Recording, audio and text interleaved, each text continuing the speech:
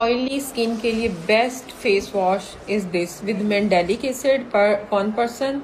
और सबसे बड़ी बात इसकी ये फोमिंग है और इसके साथ ब्रश है। ब्रश के साथ आपकी स्किन की डर्ट रिमूव हो जाती है और डेड स्किन अंदर से साफ होती है और डीपली क्लेंस हो जाता है।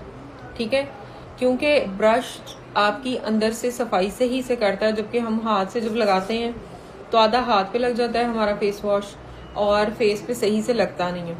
तो this face wash for boys for girls best one है। ठीक है, और मैं खुद पर्सनली यूज़ करती हूँ और आई रियली लाइक दिस।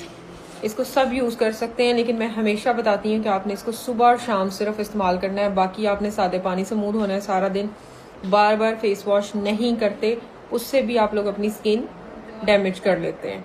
सुबह और शाम इस्तेमाल करना है। ट्राई दिस और लेट मी नो कि कैसा है ये।